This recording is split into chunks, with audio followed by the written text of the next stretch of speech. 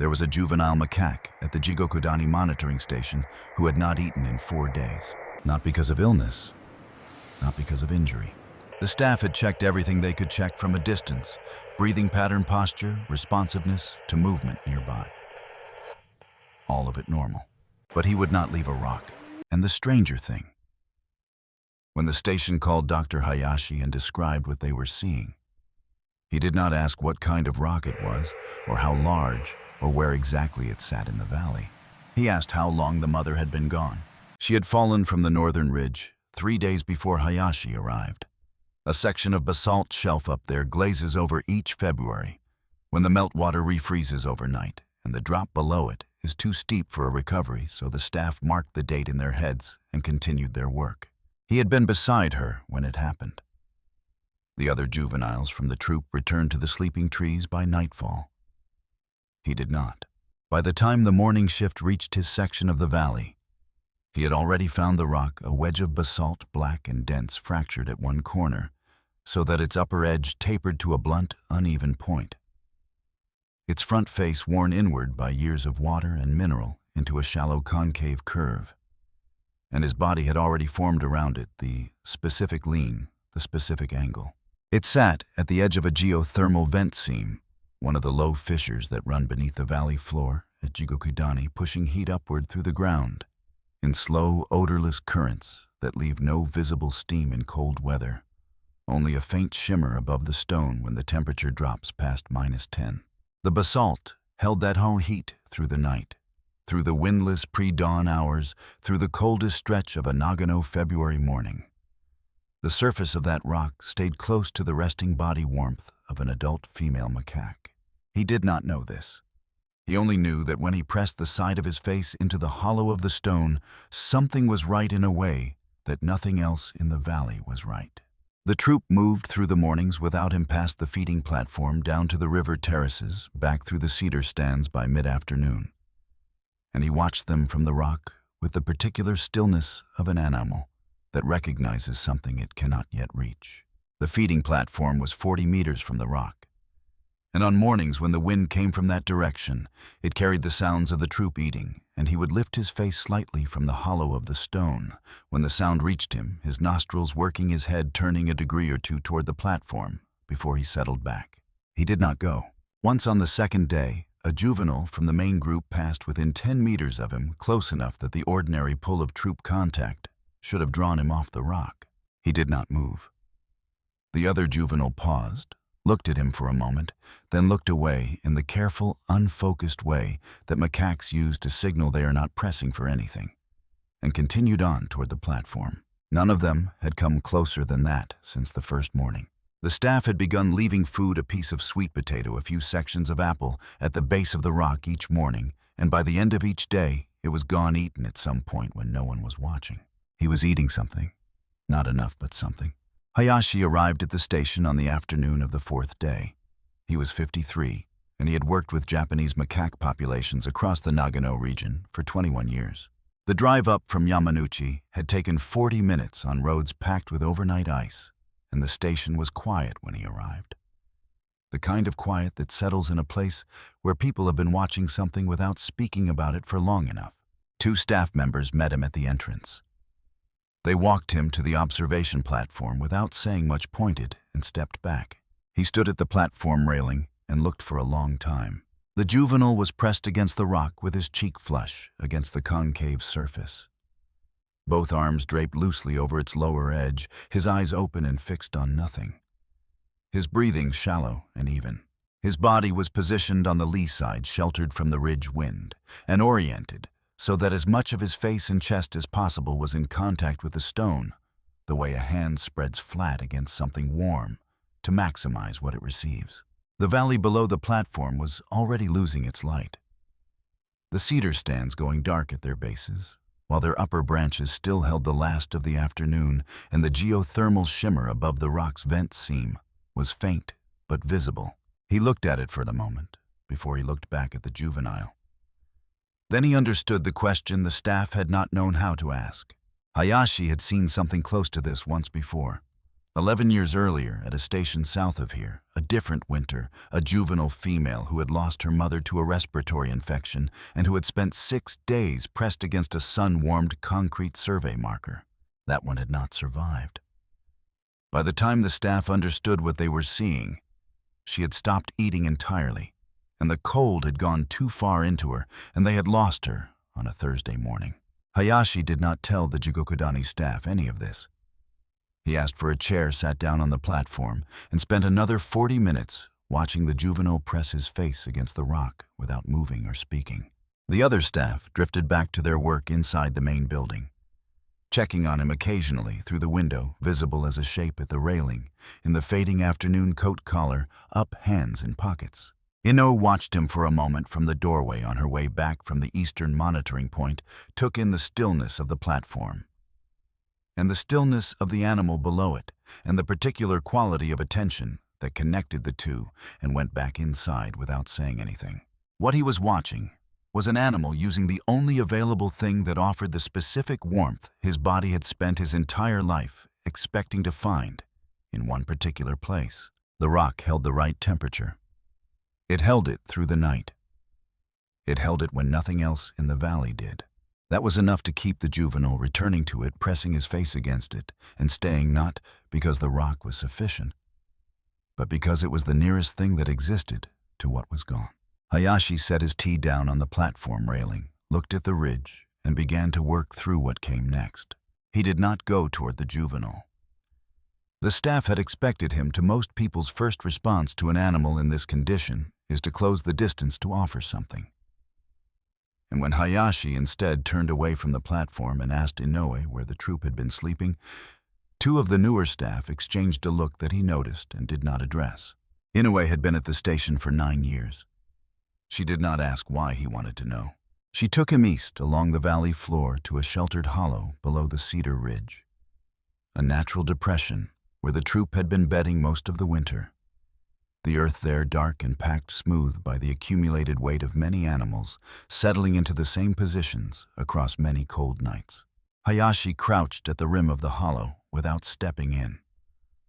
The light was low by this point in the afternoon, and the hollow was already in shadow, and he stayed at its edge long enough for his attention to settle before he looked for what he had come to find.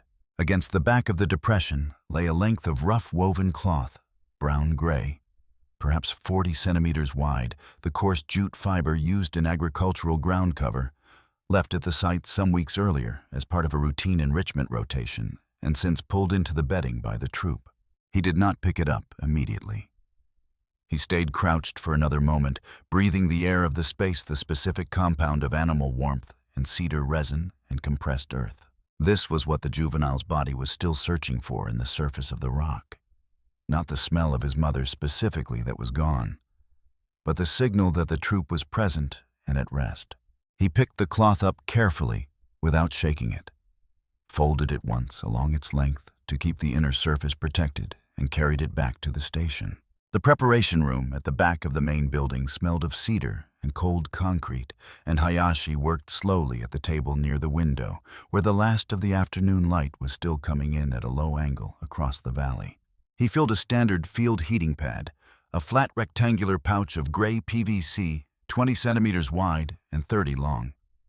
Its surface, slightly textured, sealed it at the correct temperature and wrapped the jute cloth around it, slowly folding each edge under the one before it, until the cloth covered all but one corner of the plastic, then tied it with a short length of twine. Inside the pad, fitted against the inner wall, he placed a small device used in orphaned primate care. A unit that produced a repeating vibration at close to the resting cardiac rate of an adult female macaque. He held the finished package in both hands for a moment, testing the warmth through the cloth, then set it on the table and went to get his jacket. The device was quiet. It would not draw the juvenile across open ground. It was not designed to work at distance, only to be felt through direct contact when a face was already pressed against the surface. Smell would carry across the distance. It would arrive before anything else, before the heat registered at the edges of the juvenile's awareness, before any deliberate decision had been made about whether to move. He carried the rapid package across the valley to the observation area and set it down in the snow, 50 centimeters from the base of the basalt rock, close enough that the warmth would begin to move through the cold air toward the animal, already anchored there. The package settled into the snow and left a faint rectangular melt line around its base. Hayashi walked back to the platform, sat down, pulled his collar up against the wind, coming off the ridge, and waited. The juvenile did not move for the first hour. His face stayed pressed against the rock, his arms in the same position they had held for most of 4 days, and the afternoon light moved across the valley at its flat winter angle. From the platform, the juvenile and the package and the rock formed a small composition against the white of the valley floor. The black wedge of stone, the gray rectangle of the wrapped pad, half buried in the snow, and between them, the hunched, motionless shape of the juvenile, his face lost in the hollow of the stone. Nothing in the composition changed for a long time. Then, in the second hour, the juvenile's nostrils moved. Not his head, only his nostrils, a small, rapid flickering that was easy to miss. If you were not already watching closely, the body registering something in the air before the animal had decided what to do with the information. His head turned slightly. Not toward the package directly, his gaze went to the middle distance, the unfocused orientation of an animal. Locating a smell rather than a sight, triangulating from the signal, rather than moving toward the source. Hayashi stayed still. The third hour passed in the dense, cold quiet of a late February afternoon, and the melt line around the package had spread another centimeter outward. The juvenile's nostrils had not stopped moving since the second hour. In the fourth hour, the juvenile lifted his face from the rock. He did it the way an animal moves when the body has already decided and the rest is catching up slowly, with both hands braced against the lower edge of the stone, sitting upright for a moment before committing to anything further. Then he climbed down. He crossed the 50 centimeters of snow in small, careful steps, stopping once and lowered himself beside the package in the same folded posture he had held beside the rock, knees drawn in, arms close, and pressed his face against the cloth. The cloth gave slightly under the pressure, softer than the stone, the warmth moving through the fibers. And the smell met him at full intensity now. No longer a threat in the cold air, but a complete presence. And something in the set of his body changed, the slight releasing of something that had been held so long. His shoulders dropped a fraction. His breathing deepened slightly. And then as the minutes passed, he found the pulse moving through the cloth and the plastic into the skin of his cheek. Steady, unhurried, the rhythm of a resting animal, and he did not lift his face again. It was not what he was looking for. But it was warm, and it carried the smell of others at rest. And beneath the cloth there was a heartbeat, and for now that was enough to stay. He did not eat that evening. Hayashi had not brought more food, had not wanted to introduce anything else into what was already a careful and fragile negotiation. And he left the valley with the juvenile still curled beside the package in the early dark. The road back down to Yamanouchi had refrozen after sunset, and Hayashi drove slowly in the dark, with both hands on the wheel, not organizing his thoughts about the juvenile in any particular way, simply carrying him the way you carry something unresolved. The next morning, the juvenile had not moved. The heating pad had run through its battery overnight and gone cold, but he had stayed curved around it in the dark. When the morning shift arrived, he was still there watching them from a distance of about 2 meters closer than he had allowed anyone since the first day at the rock. One staff member replaced the heating pad before the morning round, working quietly without sudden movements, and the juvenile watched the operation from the same distance without retreating. On the 5th day, Hayashi arrived late in the morning and sat on the edge of the observation platform with a piece of sweet potato resting on the flat of his open palm. His arm at his side, his posture settled and closed, not offering, not extending the food, simply present. The piece was small, a single section, the flat edge still dark from where it had been cut. The inside a pale orange, and he held it without moving his attention on the valley rather than on the juvenile. The juvenile looked at it for a long time. Then he crossed the ground between the package and the platform in the same small, careful steps, reached up and took the sweet potato from Hayashi's palm, carried it back to the package, and ate it there, sitting beside the cloth, with the food held in both hands. his eyes on the middle distance, chewing slowly. Hayashi did not react. He sat with his hands in his pockets and looked at the ridge and let the moment be exactly what it was. The weeks after that were uneven. Some mornings he was found back at the rock face in the hollow, the package untouched, and the staff learned to let those mornings pass without intervention. He always came back. There was a Tuesday in the third week when Inoue noted that he had spent the entire morning at the rock, and then crossed to the package in the early afternoon and eaten 3 times before the light failed, more than in any single day since his mother's death. No one knew what had shifted in him that morning. Inoue had been watching from the platform when it happened and had seen nothing that explained it. He had simply spent a long time at the rock and then had not. No one tried to assign a reason. There are things that move through an animal during a time like this that leave no trace in what is visible from outside. The rock stayed where it was. Hayashi had said from the beginning that it should not be moved, that it was not the obstacle, and that taking it away before the juvenile had found something else to organize around would not help him. In late March, he began appearing near the edges of the troop's morning movements. Not with them, not yet, but close enough that they occupied the same loose territory without conflict, feeding from the same scatter of food. He still returned to the package each afternoon. But his mornings at the rock grew shorter 20 minutes, where there had been an hour, then 10. Then some mornings he passed it entirely on his way toward the troop without stopping. The staff noticed these changes. The way you notice that the season has shifted, not in the moment it happens, but when you realize at some point in the day that the light is different from what it was. Inu kept a mental count the number of mornings in a given week, when he returned to the rock versus the number when he did not. And the morning sometime in late April, when she realized she had not seen him at the rock in 11 days.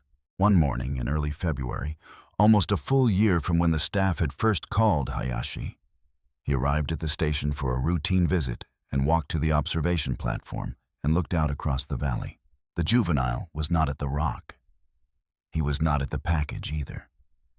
It had been quietly retired the month before, the jute cloth carried back to the hollow below the cedar ridge. Hayashi stood at the platform railing and scanned the valley. The rock was visible from where he stood, dark against the white ground at the edge of the vent seam, its concave face catching the flat February light. Nothing beside it. He moved his attention along the tree line, past the feeding platform toward the eastern edge of the valley, where the cedar stand opened into a wider area of broken scrub and exposed rock. He found the juvenile eventually 30 meters away, in the middle of a loose cluster of other juveniles near the eastern tree line, working through the fur of the animal beside him, with the focused, unhurried attention that means something close to what it means anywhere else, that you are present, that you are staying. The basalt rock was visible from where they sat, dark against the white ground, still warm above its vent seam. The juvenile did not look at it once in the hour Hayashi watched. At one point, a movement at the edge of the cedar stand sent the group briefly apart, a false alarm. Something small in the undergrowth, nothing. And they resettled within 30 seconds. The juvenile resettled with them. Hayashi stayed on the platform for a while after the troop moved on into the cedar stand, their shapes visible for a few minutes between the trunks before the valley went quiet again. He did not know whether the juvenile would return to the rock. There was no way to know that. And he had been in this work long enough to distrust the idea of conclusions, because wild animals do not recover in straight lines. What he knew was this: that morning, in the same cold February light as the year before, a juvenile who had pressed his face against a warm stone for 4 days without eating was sitting with others of his kind and was not searching for anything that was not already present in the valley around him. Hayashi pulled his jacket close and walked back toward the station. The snow under his boots made the sound it always makes. The ridge was where it had always been. The rock sat at the edge of its vent seam, dark, warm, unchanged, holding the heat of the earth the way it had always held it, without memory of what had happened beside it, without knowledge of what it had briefly been. Some mornings that is the whole of it.